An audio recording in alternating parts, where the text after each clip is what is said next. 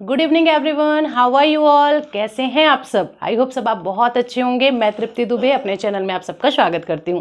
तो आज के इस वीडियो में बच्चे अपन चर्चा करने वाले हैं मनोविज्ञान के बारे में, या ये बोलूं कि बाल विकास का पहला क्लास है आज का हमारा, जिसमें हम मनोविज्ञान के बारे में चर्चा करने वाले हैं कि मनोविज्ञान के बारे में कौन कौन से व्यक्ति हैं, मनोवैज्ञानिक हैं और उन्होंने क्या क्या अपना बात रखा था। तो इन सभी से बहुत सारे आपके क्वेश्चन बन जाते हैं, इसी वजह से वीडियो को लास्ट तक देखेंगे। अगर समझ आता है तो चैनल को लाइक जरूर से करेंगे और सब्सक्राइब करना नहीं भूलेंगे।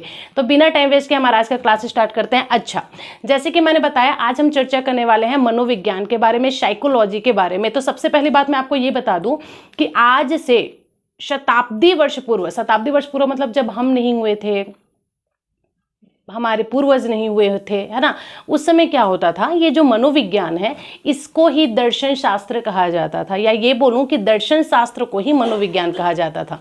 कब कहा जाता था? तो शताब्दी वर्ष पूर्व की बात है, ठीक है। फिर क्या हुआ, धीरे धीरे समय आगे बढ़ता गया। फिर एक समय आया 16वीं शताब्दी का, और इस 16वीं शताब्दी में एक महोदय आए जिसको कहा जाता है अरस्तु महोदय। अरस्तु महोदय ने क्या किया, अब ये अपना 16वीं शताब्दी में एंट्री करते हैं।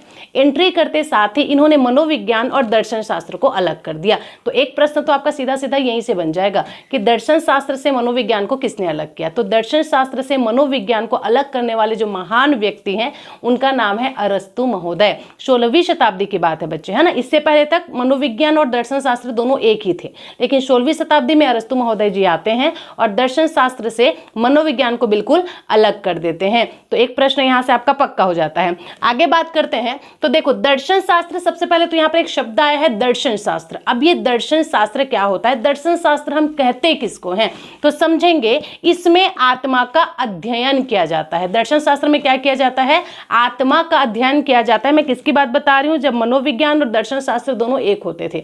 दर्शन शास्त्र में क्या किया जाता है, तो दर्शन शास्त्र में आत्मा का अध्ययन किया जाता है। मनोविज्ञान में आने वाले विज्ञान को आत्मा का विज्ञान कहा जाता है। मतलब समझ आया क्या, जिस टाइम पर अरस्तु महोदय जी थे उन्होंने क्या किया, दर्शन शास्त्र को मनोविज्ञान से अलग कर दिया। अब मनोविज्ञान के अंतर्गत हम किसका अध्ययन करते थे और दर्शन शास्त्र के अंतर्गत किसका अध्ययन करते थे। तो सबसे पहली बात यहां पर क्लियरली किया गया है कि दर्शन शास्त्र क्या है, तो दर्शन शास्त्र वह शास्त्र है जिसमें आत्मा का अध्ययन किया जाता है। अब उस टाइम पर अरस्तु महोदय ने मनोविज्ञान का मतलब भी क्या बताया, मनोविज्ञान का मतलब भी उन्होंने यही बताया कि जो मनोविज्ञान है ना वो है क्या चीज, तो वह आत्मा का विज्ञान है। क्या है वो, तो वह आत्मा का विज्ञान है। और यह बात किसने कही थी, यह बात आपके अरस्तु ने कही थी। और उनके इस बात का समर्थन किसने किया, तो उनके इस बात का समर्थन किया था प्लेटो और रुडोल्फ ने। ध्यान रखेंगे, एक एक प्रश्न इंपॉर्टेंट है, क्योंकि मैंने जो ये क्लास या फिर ये जो कंटेंट रेडी किया है उसमें कुछ इधर उधर की बातों को यहाँ पर नहीं रखा गया है। सिर्फ इंपॉर्टेंट पॉइंट्स पर हमारी चर्चा होगी जहां से आपके एग्जाम में क्वेश्चन बन सकते हैं। इसीलिए एक भी पॉइंट आपको स्किप नहीं करना है, लास्ट तक बने रहना है। शुरुआत से 3 पॉइंट हमने क्लियर कर लिया। सबसे पहला तो मनोविज्ञान को दर्शन शास्त्र से अलग किसने किया था, अरस्तु महोदय ने किया था। अरस्तु जी ने क्या कहा कि मनोविज्ञान क्या है, तो मनोविज्ञान आत्मा का ही विज्ञान है, मतलब आत्मा का ही इसमें हम अध्ययन करेंगे। ये किसने कहा था, अरस्तु ने कहा था। और इस बात का समर्थन किसने दिया, तो इस बात का समर्थन दिया था आपके प्लेटो व रुडोल्फ ने। किसने, प्लेटो व रुडोल्फ ने। यहां तक चीजें क्लियर है। चलिए आगे बात करते हैं। अब ये बात चली काफी समय तक, अरस्तु महोदय ने जो कहा था वो लोग मानने लगे। बहुत समय तक ये आत्मा का अध्ययन किया जाने लगा, लेकिन समय बीतता गया। समय जैसे बीतता गया, नए मनोवैज्ञानिक भी आते गए, नए लोग भी आते गए। जब नए लोग आते गए तो ये आत्मा की बात को फिजूल माना गया। लोगों का कहना हुआ कि जो आत्मा दिखती ही नहीं है, जो अमूर्त है। अमूर्त और मूर्त क्या होता है बच्चे, अमूर्त मतलब जिसको आप छू नहीं सकते, मूर्त मतलब जिसको आप छू सकते हैं। तो आत्मा को जब हम देख ही नहीं सकते हैं, हम छू ही नहीं सकते हैं, तो उसका अध्ययन क्या करना। तो इस प्रकार से जितने भी नए वैज्ञानिक आते गए उनकी सोच भी बदलती गई, और जब उनकी सोच बदलती गई तो नए नए सिद्धांत भी आते गए। तो जब तक अरस्तु महोदय थे तब तक आत्मा का अध्ययन को ही मनोविज्ञान माना गया, लेकिन समय के साथ फिर समय आया आपका गैरिट का। किसका समय आया, गैरिट का। गैरिट महोदय क्या कहते हैं, अब आप ये देखिए। तो गैरिट के अनुसार साइकोलॉजी आपके 2 शब्द से मिलकर बना हुआ है। इंपॉर्टेंट है, ध्यान रखेंगे। साइकोलॉजी जो शब्द है वो आपके 2 शब्द से मिलकर के बना हुआ है। कौन कौन सा, तो पहला है आपका साइकी और दूसरा है आपका लॉगिस।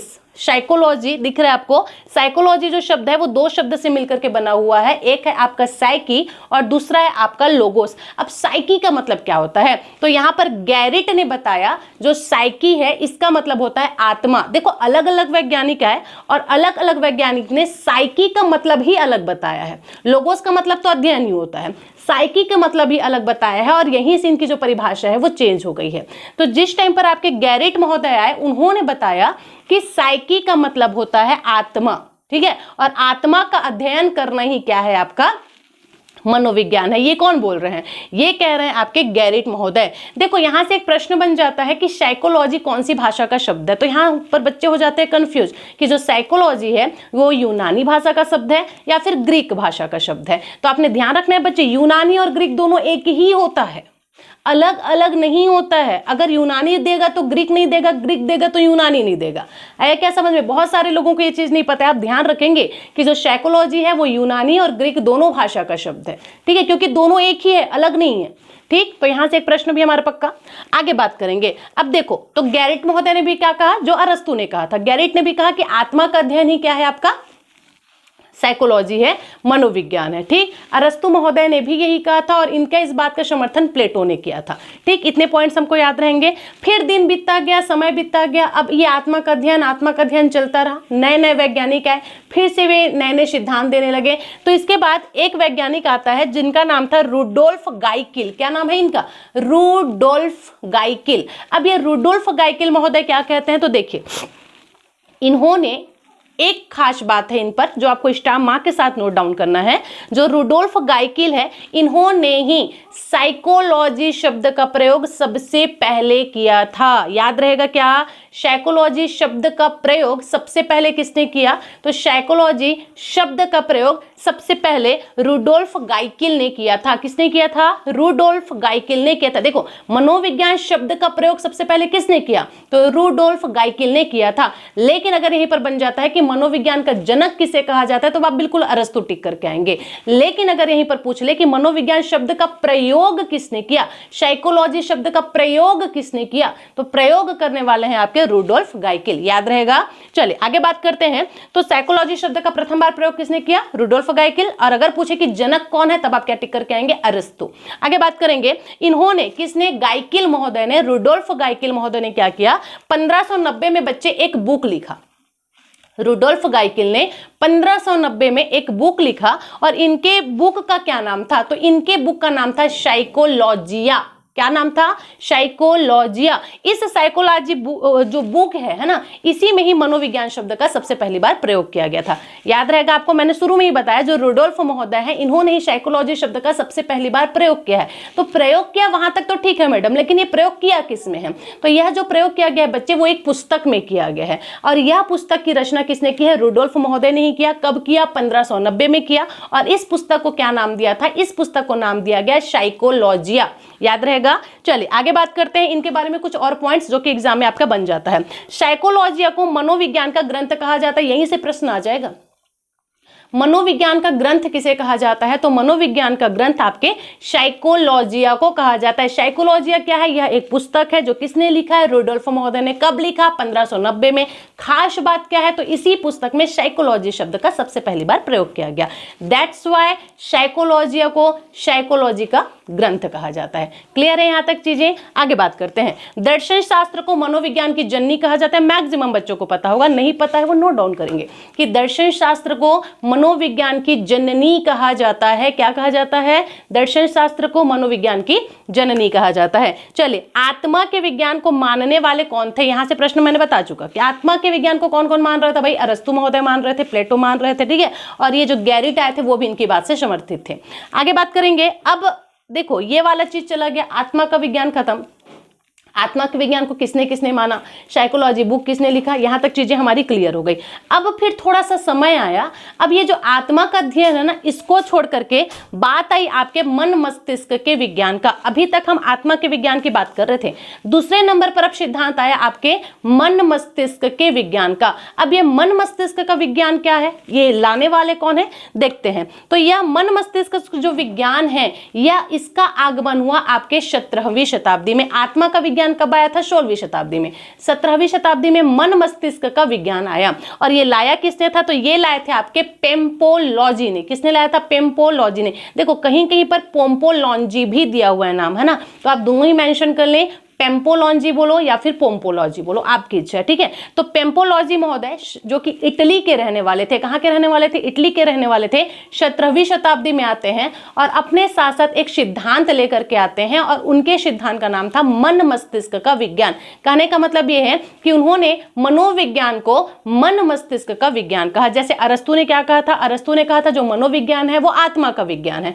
वैसे पेम्पोलॉजी ने कहा कि जो मनोविज्ञान है वो मन मस्तिष्क का विज्ञान है। और क्या बोलते हैं, देखिए इन्होंने भी वही साइकोलॉजी का दो अर्थ बताया, साइकी प्लस लोगोस, लेकिन साइकी का अर्थ इन्होंने मन बताया। मतलब मनोविज्ञान क्या है? तो मनोविज्ञान वह है जिसमें मन का अध्ययन किया जाता है।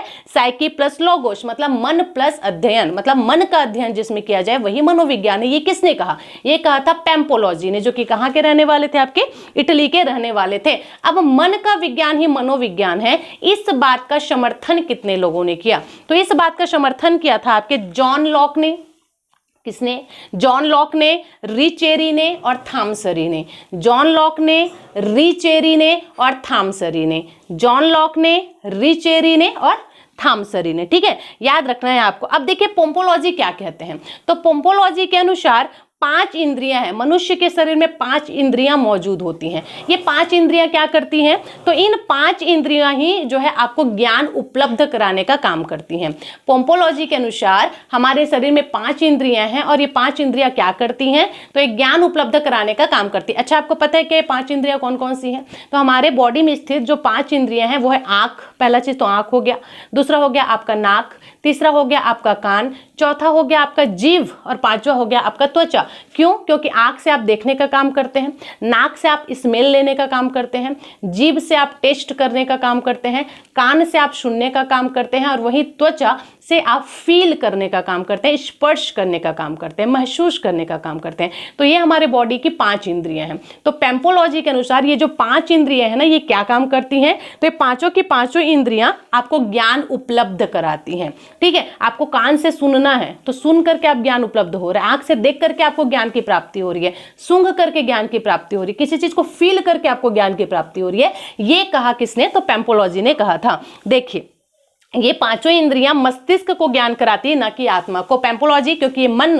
का विज्ञान मनोविज्ञान मानते थे, इसलिए उन्होंने साफ साफ कहा कि जो पांचों की पांचों इंद्रियां हैं ना, ये किसको ज्ञान दे रही हैं? तो ये ज्ञान दे रही हैं आपके मस्तिष्क को, ना कि आत्मा को। क्योंकि अरस्तु ने आत्मा का विज्ञान कहा था, इस पर इन्होंने अपना कटाक्ष रखा, ठीक है। तो पेम्पोलॉजी के अनुसार क्या है? मन का विज्ञान है, और ये जो पांचों इंद्रियां हैं वो ज्ञान देने का काम किसको करती हैं? तो ये ज्ञान देने का काम आपकी मस्तिष्क को करती है, ना कि आपके आत्मा को। ये कहा पेम्पोलॉजी महोदय ने। अब क्या था? फिर समय आगे बढ़ता गया, आगे बढ़ता गया, आगे बढ़ता गया। सबसे पहले आत्मा को विज्ञान को महत्व मिला, फिर मन और मस्तिष्क के विज्ञान को महत्व मिला। अब महत्व की बारी थी आपके चेतना के विज्ञान की। अब फिर से दौर आया जिसमें मनोविज्ञान को चेतना का विज्ञान कहा गया। अब ये क्या है भाई नया चीज? तो देखिए ये दौर था आपके 19वीं सदी का बच्चे। 19वीं सदी में अब दौर आया आपके चेतना के विज्ञान को, जिसमें चेतना के विज्ञान को ही मनोविज्ञान कहा। और ये लाया किसने था?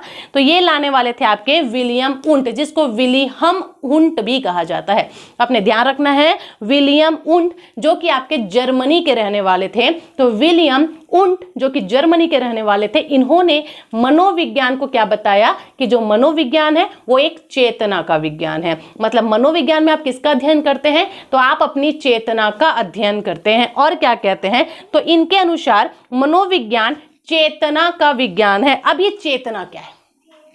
चेतना का विज्ञान है, वहां तक तो ठीक है मैडम, पर ये चेतना क्या है तो समझेंगे। मानसिक स्थिति को, जो भी आपकी मानसिक स्थिति है उसको आंतरिक रूप से जब आप महसूस करते हैं, जो भी आपकी मानसिक स्थिति है उसको जब आंतरिक रूप से आप अनुभव करते हैं, महसूस करते हैं, उसे ही आपका चेतना कहा जाता है। समझ आया क्या? सुनो मत जो मैं बोल रही हूँ, उसको आप खुद फील करके देखो कि चेतना किसको बोलते हैं।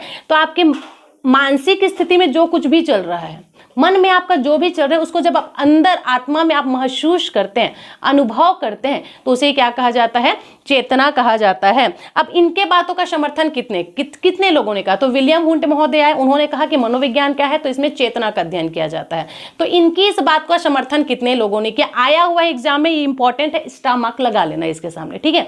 तो चेतना के विज्ञान का समर्थन किया था आपके विलियम जेम्स ने, ठीक सॉरी, विलियम जेम्स सली ने, और इसके अलावा विलियम वाइव ने किया था। इसका एक छोटा सा ट्रिक है, अगर चेतना के विज्ञान से प्रश्न बनता है तो विलियम विलियम विलियम विलियम जितने लिखे रहेंगे ना वो चेतना के विज्ञान वाले ही हैं। ये ट्रिक आप याद रख सकते हैं, फंस भी सकते हो, मेरी गारंटी नहीं है, लेकिन एक छोटा सा ट्रिक है जो मैंने फील किया वो मैंने आपको बता दिया, बाकी याद रखे तो ज्यादा बेटर है।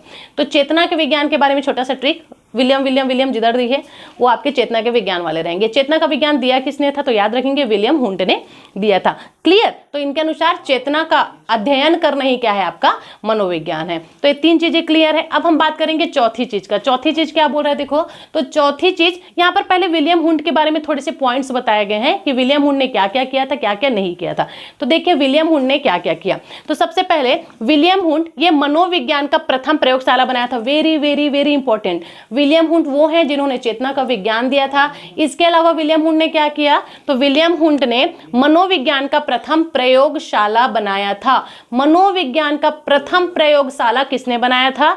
तो मनोविज्ञान का प्रथम प्रयोगशाला विलियम हुंट ने बनाया था। किसने बनाया था? मनोविज्ञान का प्रथम प्रयोगशाला विलियम हुंट ने बनाया। अब यहां से प्रश्न बनता है कि प्रथम प्रयोगशाला तो ठीक है, कब बनाया? तो यह बनाया गया था बच्चे 1879 में, 79 में, ठीक है। 1879 में मनोविज्ञान का प्रथम प्रयोगशाला किसने बनाया था? तो विलियम हुंट ने बनाया था। कहां बनाया था? तो यह बनाया गया था लिपजिंग शहर में। कहां? तो लिपजिंग शहर में। कहां? लिपजिंग शहर में। अब ये लिपजिंग शहर कहां पड़ता है? तो ये पड़ता है आपके जर्मनी में। याद रहेगा, फैक्चुअल पॉइंट्स मस्त पॉइंट है, आ सकता है एग्जाम में, ध्यान रखेंगे। तो मनोविज्ञान का प्रथम प्रयोगशाला किसने बनाया? तो ये बनाया था आपके विलियम हुंट ने। कब बनाया? 1879 में। कहां बनाया? लिपजिंग शहर में। और ये लिपजिंग शहर कहां पड़ता है? आपके जर्मनी में पड़ता है। देखिए, तो ये जो विलियम हुंट है इनके बारे में कुछ फैक्चुअल पॉइंट्स है जो आपने ध्यान रखना है कि विलियम हुंट को ही आधुनिक मनोविज्ञान का जनक कहा जाता है। देखो ऐसे में मनोविज्ञान का जनक किसको कहता है? तो अरस्तु को कहते हैं, लेकिन आधुनिक समय के मनोविज्ञान का जनक किसे कहा जाता है? तो विलियम हुंट को कहा जाता है। इसके अलावा विलियम हुंट को अंतर्दर्शन विधि के प्रतिपादक भी कहा जाता है। अंतर्दर्शन विधि का प्रतिपादक भी किसे कहा जाता है? विलियम हुंट को। अंतर्दर्शन क्या होता है? अपने अंतर आत्मा को महसूस करना, अपने अंतर आत्मा का दर्शन करना, अनुभव करना, यही अंतर्दर्शन कहलाता है। तो इस अंतर्दर्शन का प्रतिपादक भी आपके विलियम हुंट को ही कहा जाता है। वर्तमान आधुनिक युग का जनक किसे कहा जाता है मनोविज्ञान का? तो वो भी विलियम हुंट को कहा जाता है। याद रखना है आपको बिल्कुल। चेतना पर सबसे ज्यादा प्रयोग इन्होंने किया था। सबसे ज्यादा प्रयोग, लड़की लड़का के मन में क्या चल रहा है, ये सारा जो प्रयोग है ना, सबसे ज्यादा प्रयोग इन्होंने ही किया था, विलियम हुंट ने। इसीलिए तो उन्होंने चेतना का विज्ञान दिया था ना। तो आपने ध्यान रखना है 1880 में फाइनली मनोविज्ञान को स्वतंत्र विषय का दर्जा मिल गया। वेरी वेरी इंपॉर्टेंट, ठीक है, स्टार मार्क लगा लेना कि मनोविज्ञान को स्वतंत्र विषय का दर्जा कब मिला था? तो मनोविज्ञान को स्वतंत्र विषय का दर्जा सन 1880 में मिला था। कब मिला था? सन 1880 में मिला था। चलिए आगे बात करते हैं। तो ये तीन चीजें क्लियर है। हमने देखो तीन विज्ञान देख लिया। सबसे पहले हमने आत्मा के विज्ञान पर चर्चा किया था, उसके बाद फिर हमने मन और मस्तिष्क के विज्ञान पर चर्चा किया। तीसरे नंबर पर फिर आया आपका चेतना का विज्ञान। अब चौथे नंबर पर और अंतिम यह है आपका व्यवहार का विज्ञान। कौन सा है? व्यवहार का विज्ञान। और ये जो व्यवहार का विज्ञान है बहुत इंपॉर्टेंट है। क्यों? क्योंकि आधुनिक समय में, वर्तमान समय में बोलना चाहिए, वर्तमान में मनोविज्ञान का जो मतलब है वो व्यवहार का विज्ञान ही होता है। मतलब हम जब मनोविज्ञान पढ़ते हैं तो इसमें किसके बारे में पढ़ते हैं? तो इसमें हम व्यवहार के बारे में पढ़ते हैं, इसलिए ये इंपॉर्टेंट हो जाता है। तो वर्तमान में मनोविज्ञान का मतलब क्या है? व्यवहार का विज्ञान। देखते हैं इसके बारे में। तो प्राचीन समय में मनोविज्ञान को दर्शन शास्त्र का पाठ था। इसके बारे में बताया गया कि पहले तो आपका जो मनोविज्ञान है वो दर्शन शास्त्र का पाठ था, इसीलिए मनोविज्ञान में आत्मा का अध्ययन किया जाता था। लेकिन वर्तमान में जो मनोविज्ञान है इसमें व्यवहार का अध्ययन किया जाता है। बहुत ज्यादा इंपॉर्टेंट है। इसके जनक कौन है? तो व्यवहारवाद का जनक किसे कहा जाता है? आया हुआ है एग्जाम में, क्योंकि वर्तमान की बात हो रही है। तो व्यवहारवाद का जनक है आपका जे.बी. वॉटसन। कौन है? जे.बी. वॉटसन। कौन है? जे.बी. वॉटसन, जो कि कहां के रहने वाले हैं? अमेरिका के रहने वाले हैं। देखिए, इन्होंने कहा कि जो व्यवहार का हम अध्ययन करते हैं ना, यही मनोविज्ञान है। और इनकी इस बात का समर्थन कितने लोगों ने किया? तो उनके इस बात का समर्थन करने वाले थे आपके B.F. Skinner, B.F. स्किनर, इसके अलावा C.L. हल और हैं आपके पावलोव। इसका पूरा नाम है E.P. पावलोव, है ना, लिखा नहीं है, याद रख लेंगे लेकिन आप। ठीक, तो सबसे पहले वाटसन महोदय आए, उन्होंने व्यवहारवाद का जनक कहा जाता है क्योंकि उन्होंने व्यवहार का विज्ञान दिया था। ठीक है, इनका समर्थन कितने लोगों ने किया, पूछा गया एग्जाम में, आपको याद रखना है। तो इनका समर्थन किया था स्किनर ने, पावलोव ने और एक आपके हल ने। ठीक है, स्किनर ने, हल ने और पावलोव ने। अब देखो व्यवहारवाद शब्द ये सबसे पहले किसने दिया, जैसे कि मैंने आपको क्या बताया था, मैंने आपको बताया था कि मनोविज्ञान के जनक किसे कहा जाता है, अरस्तु को कहा जाता है। लेकिन इस शब्द को सबसे पहले किसने दिया था, मनोविज्ञान शब्द को सबसे पहले किसने दिया, तो मनोविज्ञान शब्द को सबसे पहले रुडोल्फ गाइकिल ने दिया था, बताई थी ना मैं। वैसे ही व्यवहारवाद का जनक किसे कहा जाता है, J.B. वाटसन को कहा जाता है। लेकिन ये जो व्यवहारवाद शब्द है ये किसने दिया था, तो व्यवहारवाद शब्द जो है सबसे पहले दिया था विलियम मैकडूगल ने। किसने, विलियम मैकडूगल ने, विलियम मैकडूगल ने। जनक कौन है व्यवहारवाद का, वाटसन, लेकिन व्यवहारवाद शब्द किसने दिया है, तो मैकडूगल ने दिया है। देखिए यह पूर्णतः व्यवहार पर आधारित था, नाम से क्लियर है ना, व्यवहारवाद बोल रहे हैं मतलब ये पूरी तरीके से आपके व्यवहार पर ही आधारित है। देखेंगे 1912-13 में इसकी नींव रखी गई थी। व्यवहारवाद की नींव कब रखी गई, अगर ईयर से पूछ लेता है तब भी आप ध्यान रखेंगे, 1912-13 में ही व्यवहारवाद का नींव रखा गया था। और वर्तमान में मनोविज्ञान में हम क्या पढ़ते हैं, तो वर्तमान में भी मनोविज्ञान के अंतर्गत हमको व्यवहारवाद के बारे में ही पढ़ना पड़ता है। यहां तक चीजें क्लियर हैं, आगे बात करेंगे। अब हम बिल्कुल वीडियो के लास्ट में है तो आपको लास्ट तक बने रहना है क्योंकि इंपॉर्टेंट फैक्चुअल पॉइंट पर भी हम चर्चा करने वाले हैं। अब देखिए विलियम मैकडूगल के बारे में थोड़ा सा, बिल्कुल है ना, शब्द का प्रयोग किया था भाई इन्होंने, तो बन जाता है। 1908 में जो मैकडूगल महोदय हैं उन्होंने क्या किया, 1908 में एक पुस्तक लिखा था। उनकी पुस्तक का नाम था आउटलाइन ऑफ साइकोलॉजी। उनकी पुस्तक का क्या नाम था, आउटलाइन ऑफ साइकोलॉजी। कौन सा पुस्तक, देखो यहाँ पर दो पुस्तकों की चर्चा हुई है, एक तो जो आपके मैकडूगल ने लिखा है, क्या नाम है इसका, आउटलाइन ऑफ साइकोलॉजी, और वहीं एक और पुस्तक की चर्चा हमने पहले किया था, साइकोलॉजिया। ठीक है, जिसमें सबसे पहली बार साइकोलॉजी शब्द का प्रयोग रुडोल्फ गाइकिल जी ने किया था, तो याद रखना है। तो जो आपके मैकडूगल हैं उन्होंने 1908 में एक पुस्तक लिखा, पुस्तक का नाम था आउटलाइन ऑफ साइकोलॉजी। इस पुस्तक की खासियत क्या है, तो इस बुक में ही सबसे पहले व्यवहारवाद शब्द का प्रयोग किया गया था। तो ध्यान रहेगा व्यवहारवाद शब्द का प्रयोग सबसे पहले किसमें किया गया था, तो आउटलाइन ऑफ साइकोलॉजी जो कि किसकी पुस्तक है, मैकडूगल की पुस्तक है, उनमें उन्होंने सबसे पहले व्यवहारवाद शब्द का प्रयोग किया था। लेकिन अगर पूछ ले व्यवहारवाद का जनक कौन है तो क्या टिक करके आओगे, वाटसन, पर व्यवहारवाद शब्द का प्रयोग किसने किया, तो मैकडूगल ने। कहां किया, अपनी पुस्तक में। पुस्तक का क्या नाम था, आउटलाइन ऑफ साइकोलॉजी। कब, 1908 में। यहां तक चीजें क्लियर हैं। चलिए आगे बात करते हैं। तो इन्होंने व्यवहारवाद शब्द का प्रयोग तो किया इस बुक में, साथ में उन्होंने अपने बुक में एक और चीज मेंशन किया जिसमें उन्होंने चेतना को एक बुरा शब्द कहा है। जो आपके चेतना का विज्ञान देने वाले विलियम हुंट थे, उन्होंने चेतना का विज्ञान दिया था ना, इसी चेतना शब्द को ही मैकडूगल ने क्या कहा है, बुरा शब्द कहा है। तो प्रश्न में यही बन जाएगा कि चेतना शब्द को बुरा शब्द किसने कहा, तो मैकडूगल ने कहा था। मैकडूगल कौन है, जिन्होंने व्यवहारवाद शब्द का सबसे पहली बार प्रयोग किया था। इस प्रकार से जो 4 सिद्धांत है बस इतने ही आपने पढ़ने हैं मनोविज्ञान के अंतर्गत। ठीक है, पहला चैप्टर था इसलिए बिल्कुल क्लियरली डिफाइन कर दी मैं, ज्यादा इधर उधर दुनिया भर का पढ़ने की जरूरत नहीं है। बहुत सारे मनोवैज्ञानिक आए थे, बहुत सारे सिद्धांत दिए हैं, सबको नहीं पढ़ना, सिर्फ जो इंपॉर्टेंट है हमको उतने ही पढ़ने। ये 4 सिद्धांत आप ध्यान रख लीजिए, यहां से जितने प्रश्न बनते थे वो मैंने स्पेशली यहां पर मेंशन कर दिए हैं। इसके अलावा लास्ट में थोड़ा सा एक शॉर्ट व्यू देखते हैं। देखो आत्मा का विज्ञान किसने दिया था, तो आत्मा का विज्ञान 16वीं शताब्दी में आया, जो कि किसने दिया था, अरस्तु ने दिया था। समर्थन किसने किया, प्लेटो ने किया। दूसरे नंबर पर हमने देखा मन मस्तिष्क का विज्ञान। मन मस्तिष्क का विज्ञान कब आया है, 17वीं शताब्दी में आया है, जो कि किसने दिया है, आपके पैम्पोलॉजी ने दिया है। इनके अनुसार मन का अध्ययन ही मनोविज्ञान है। तीसरे नंबर पर हमने देखा चेतना का विज्ञान कब आया था, 19वीं शताब्दी में आया था। कौन लेकर आए थे, विलियम वुंट लेकर के आए थे। चौथे नंबर पर हमने बात किया व्यवहारवाद का सिद्धांत, कौन लेकर के आए हैं, J.B. वाटसन लेकर के आए हैं। किसने किसने समर्थन किया, आप ध्यान से देख लेंगे। ठीक है, समर्थक से भी प्रश्न क्योंकि आपका बन जाता है। उसके बाद फिर मनोविज्ञान में होता क्या है, अब फाइनली जो आपको पता चल चुका कि मनोविज्ञान क्या है, तो वर्तमान में मनोविज्ञान का मतलब होता है व्यवहार का अध्ययन करना। अब व्यवहार का अध्ययन करना मतलब किसके व्यवहार का अध्ययन करना, व्यवहार का अध्ययन करना मतलब बच्चे मनुष्य के मन का अध्ययन करना, उनके मन में क्या चीजें चल रही हैं। पशु पक्षियों के बारे में अध्ययन करना कि उनके मन में दिमाग में क्या चीजें चल रही हैं, तो यही क्या है, यही आपका मनोविज्ञान है। तो वर्तमान में मनोविज्ञान मनोविज्ञान के अंतर्गत हम क्या करते हैं, तो वर्तमान में मनोविज्ञान के अंतर्गत पशु पक्षी का व्यवहार, मनुष्य के मन का अध्ययन किया जाता है और यही क्या है आपका मनोविज्ञान है। तो जितने सिद्धांत मैंने दिए हैं सारे के सारे आपको याद करने हैं, जितने पॉइंट्स यहां से बन जा रहे हैं वो सारे के सारे आपको याद करने हैं। रेगुलरली क्लास चलेगी, इसमें मैं हिंदी पेडोलॉजी, इंग्लिश, संस्कृत और ईवीएस ये सारे पेडोलॉजी भी आपको करवाने वाली हूं। तो जो बच्चे टेट, सीटेट या शिक्षक भर्ती की तैयारी कर रहे हैं चैनल को जरूर से सब्सक्राइब कर दें और अगर समझ आया है तो लाइक भी करेंगे, कमेंट करके बताएंगे कि वीडियो कैसा लगा। इसी के साथ सभी बच्चों को शुभ रात्रि, गुड नाइट, मिलते हैं कल की क्लास में। Thank you so much for watching this video. Thank you.